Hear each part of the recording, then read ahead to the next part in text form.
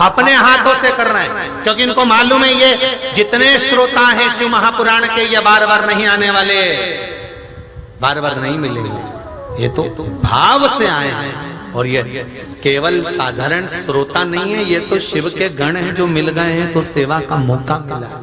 धन्यवाद देता हूं मैं सभी सेवादारों को, बहुत बहुत भाव से, बहुत भाव से जो सेवा महाराज खूब कमाया कमाया कमाया कमाया। 7 दिन शिव महापुराण में लुटाने का मौका मिला है। जो आप लोग बाहर से आए हुए अतिथियों की जो सेवा कर रहे हो, चाय ले साफ, बिस्कुट ले साफ, खिचड़ी ले साफ, पोहा ले साफ, जो बांट रहे हो उसके लिए बहुत बहुत साधुवाद, बहुत बहुत धन्यवाद। जीवन को सार्थक कर लिया, जीवन की सार्थकता है।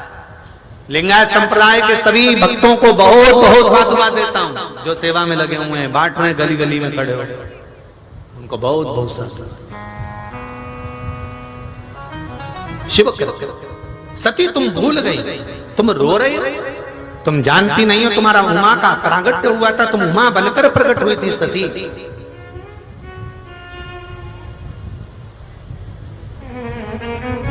तुम उमा बनकर प्रकट हुई थी सती, और सती उमा बनकर जन्म लेने पर, प्रकट होने पर तुमने जब बेलपत्री के वृक्ष के नीचे मेरी आराधना करी तो तुमने वर मांगा था सती। शिव, हे महेश, हे शंभु, हे महेश्वर, आप मुझे वर दीजिए। शिव जी कहते हैं मैंने आपसे पूछा था कि आपको क्या चाहिए, तब आपने कहा था जब नारी वो इंद्र के कारणवश, ये रजो धर्म जो मिला ही इंद्र के कारण से ही तो मिला है। ब्राह्मण हत्या इंद्र के मस्तक पर चढ़ गई थी। इंद्र ने वो ब्राह्मण हत्या को 4 जगह पर बांट दिया था। पहला जल को दिया, जल तुम हमसे ब्राह्मण हत्या का अंश लो। जल ने कहा मैं ब्राह्मण हत्या का अंश लेता हूं। जल के ऊपर जो फेन रहता है, बुलबुला रहता है, वो ब्राह्मण हत्या का अंश होता है। अग्नि को दिया, अग्नि तुम हमसे ब्राह्मण हत्या का अंश लो। अग्नि के ऊपर जो नीली लपट होती है, अग्नि के ऊपर जो नीली लो होती है, वो ब्राह्मण हत्या का अंश होती है। पृथ्वी को दिया, पृथ्वी तुम हमसे ब्राह्मण हत्या का अंश लो। पृथ्वी ने ब्राह्मण हत्या का अंश लिया। पृथ्वी का बंजर भाग ब्राह्मण हत्या का अंश है।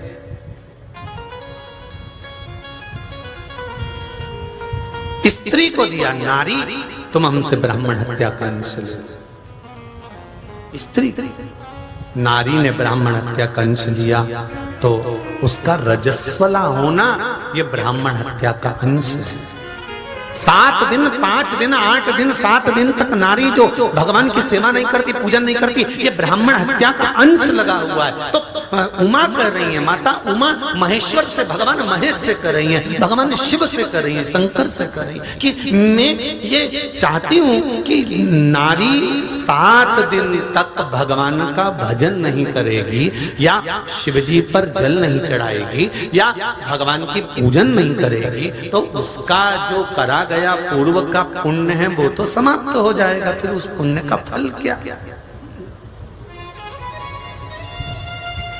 सुन लो माताओं, कितना सुंदर बात माता उमा ने आप लोगों के लिए भगवान महेश से रखी। तो भगवान महेश ने कहा, भगवान शिव ने कहा, शंकर ने कहा, ओघड़ी मेरे भोले ने कहा, सुनो उमा, मैं तुम्हें वर देता हूं, नारी 7 दिन तक अगर मुझ पर जल नहीं चढ़ाती है, पूजन नहीं करती है, पाठ नहीं करती है, आराधना नहीं करती है, तो पूर्व में किया गया जो जल चढ़ाया है, पूजन करी है, पाठ किया है, अनुष्ठान किया है, उसका फल नारी को ये 7 दिन में प्राप्त हो जाएगा, मेरी ओर से प्राप्त। अब इसको समझो कैसे। ऊंट एक बार पानी पीता है, 6-7 दिन निकाल लेता है। कितने दिन? एक बार ऊंट ने पानी पिया, 7 दिन निकाल दिया, 8 दिन निकाल दिया। वो पानी कहां गया? एक बार का पिया क्या 7 दिन काम आ गया? वो ऊंट अपने गर्दन में जब जल को रखता है तब वो जल उसको एनर्जी देता रहता है। उसी तरह रजस्वला धर्म के अंतर्गत 7 दिन नारी जो कर्म नहीं करती है, 7 दिन जो पूजन नहीं करती है, 7 दिन तक जो मंदिर नहीं जाती है, 7 दिन जो शिव पर जल नहीं चढ़ाती है, उमा और महेश की कथा कहती है। शंकर भगवान महेश ने, भगवान शिव ने वर दे दिया कि नारी ने अगर पूर्व में जल चढ़ाया है तो उसका एक अंश का भाग उसको इस रजो धर्म के समय पर भी प्राप्त हो जाएगा। अब इसके लिए भी प्रमाण का एक भाग और सुन लो। अगर आप लोगों ने कथा का स्मरण करा हो, द्रौपदी का चीर भगवान कृष्ण ने बढ़ाया था। उस समय पर द्रौपदी 3 दिन का स्नान करी थी। कितने दिन का? बोलो जरा जम के बोलो।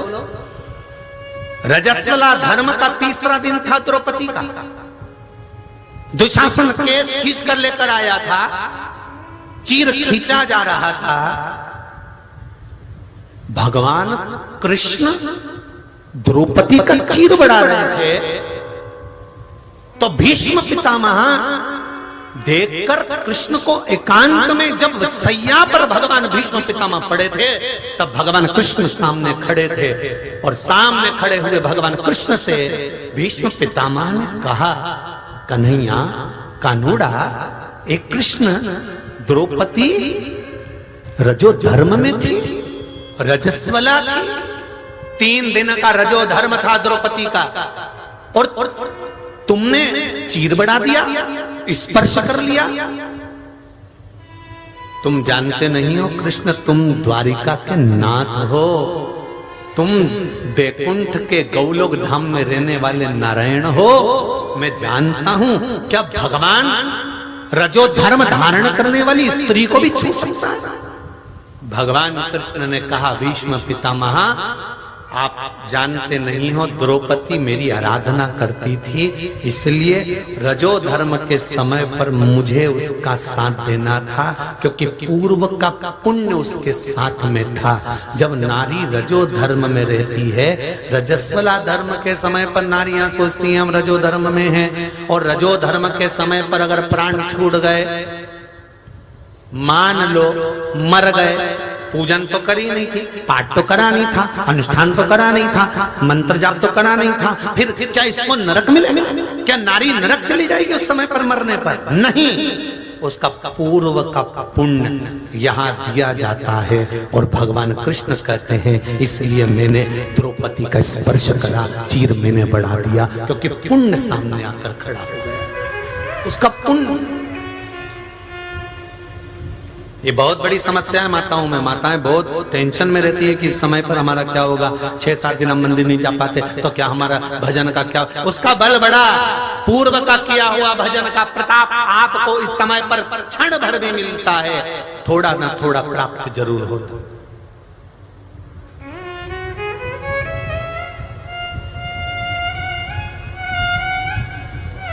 प्राप्त होगा।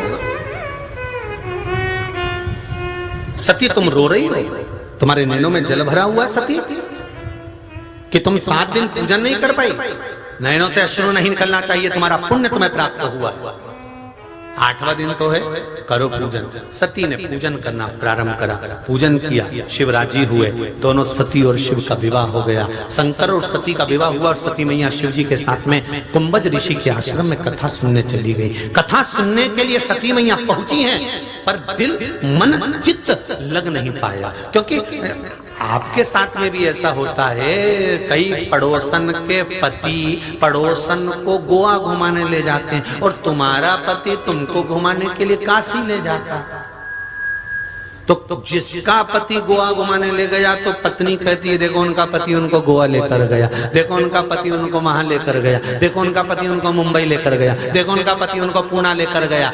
अरे आपको गर्व महसूस होना चाहिए कि आपका पति देवाधिदेव महादेव के यहाँ लेकर गया, शिव के द्वार लेकर गया, शंकर की चौखट पर लेकर गया।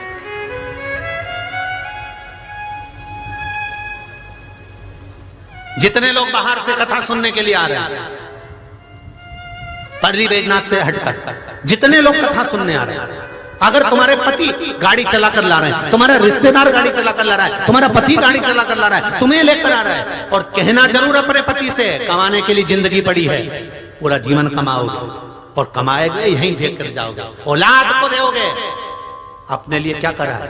7 दिन की शिव महापुराण की कथा चल रही है, 3 घंटे सट और नीची करो, कथा में चलो। यह अपने लिए कमाना है, किसी दूसरे के लिए नहीं। जो दुकान पर बैठकर कमाया वो बच्चों और पत्नी के लिए और परिवार के लिए कमाया। 3 घंटे यहाँ बैठकर जो भगवान का नाम ले रहे हो, शिव महापुराण की कथा को सुन रहे हो, बाबा का विश्वास अपने भीतर प्रकट कर रहे हो, ये कमाई ना पुत्र की है ना पत्नी की है, ये कमाई अपनी खुद की है, और ये कमाई तुम्हारी वहां काम आएगी, यहाँ नहीं। अंत समय यही कमाई तुम्हारी सामने। कह दो पति कमा कर लाकर तुम्हारे हाथ में देता है, ज्ञान देना तुम्हारा काम है। थोड़ा सा तो बोल सकती हो, कमा लिया ना, 3 घंटे में कोई बड़ा निहाल नहीं हो जाएगा। चलो मैं तुझे छोड़ के आ जाऊंगा, चल बैठ गाड़ी पर, छोड़िया ना, 5-10 मिनट बैठ जाना, मन लगे तो सुनना, नहीं तो पगला तो पगला। वो तो कथा बोलेगी सही, अपन को अगर सुनना हो, मन लगे तो बैठो, तो जा, तो तुम टेंशन मत लो, मैं तुझे छोड़ के आ जाऊंगा। हाँ तुम मेरे को, हमें याद है वो कथा चेन्नई के डागा जी की। डागा जी की पत्नी चेन्नई में डागा जी से कहती है कि श्रीमान जी मुझे कथा कराना है शिव पुराण, और महेश्वरी भवन में कराना है आप कथा।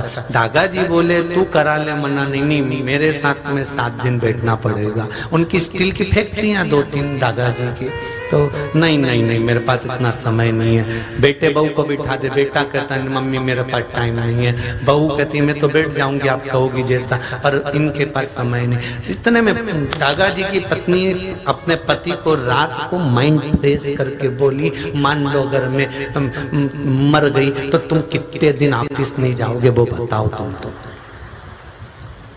मैं मर गई तो तुम कितने दिन ऑफिस नहीं जाओगे? दागा जी बोले अब फालतू की बात मत कर, तू क्या चाहती? नहीं पहले बताओ मैं मर गई तो कितने दिन? अब तो 10-12 दिन, तो 10-12 दिन में से 7 दिन शिव पुराण के दे दो, बाकी के दिन चले ना। चल चेन्नई के डागा जी हमको ये जब बात बताए तो हमने कहा डागा जी धर्म पत्नी एक ऐसी होती है, कभी आप जाएं चेन्नई में, स्टील की फैक्ट्री है, अधिक मास में फिर डागा जी कथा ले रहे हैं, तो कभी उनसे मिलना और पूछना कि एक बार शिव महापुराण की कथा कराई थी और शंकर ने क्या नहीं दिया, 3 फैक्ट्री की 6 फैक्ट्री हुई कि नहीं, उन डागा जी से पूछ कर आना। शिव कृपा क्या होती है वो बता। शंकर का अनुमोदन, शिव का स्मरण, शिव भक्ति क्या होती है ये आप भी कह सकती हो। पूरा जीवन पड़ा कमाने के लिए, कोई 7 दिन ही नहीं है, पूरी जिंदगी कमाना है। करना ही क्या है? बच्चों को सीए कराना है, डॉक्टर बनाना है, इंजीनियर बनाना है, ये बनाना है, वो बनाना है, और बनेगा वो ही जो उसको बनाना है, ये मर्जी उसकी। चलो दोनों कथा सुनेंगे। ईश्वर जी गोरा जी बनकर, गणा और गोर बनकर, चलो क्या होगा कथा सुनने से? कुछ नहीं होगा ना, कोई बात नहीं, बैठो तो सही, हमें भी मालूम है कहीं नहीं होगा, बैठ जाओ, चलो चल बैठो। तो अब सती मैया को ले गए, पर चित्त नहीं लगा, मन नहीं लगा, मन विचलित हो गए, विचलित हुआ। सती मैया ने सोच लिया कि मेरे प्राण छूट जाएं तो अच्छा, और सती मैया जलकर भस्म हो गई। हिमालय राज के घर में पार्वती का जन्म हो गया। माता पार्वती और शिव जी का मंगल विवाह होता है। बहुत बहुत संवाद माता सती के और शिव के, बहुत संवाद। सती मैया जब अपने पिता के घर में यज्ञ में नहीं गई, जितने भी लोग जा रहे थे देवता हूं, वो सब वहीं से निकल के जा रहे थे। कहां से? कैलाश पर्वत से। अच्छा आज का जमाना हो तो कह दे कि यहाँ तो एयरपोर्ट है तो यहीं से बैठना पड़ेगा, देवता उनको तो अलग अलग जगह से चले जाना था, पर वो नहीं, जब भी जा रहे थे दक्ष प्रजापति के यहाँ यज्ञ में, दक्ष प्रजापति के यज्ञ में जितनी बार जा रहे थे देवता, सब कैलाश पर्वत से जा रहे थे, जैसे इनको यहीं से जाना और कहीं से रास्ता ही नहीं। क्यों जा रहे थे? सती को थोड़ा सा नमक छिड़कने के लिए पूछते हुए जा रहे थे, हमको तो बुलाया है सा परिवार, तुम्हें नहीं बुलाया। सती मैया ने मन में सोचा, सही तो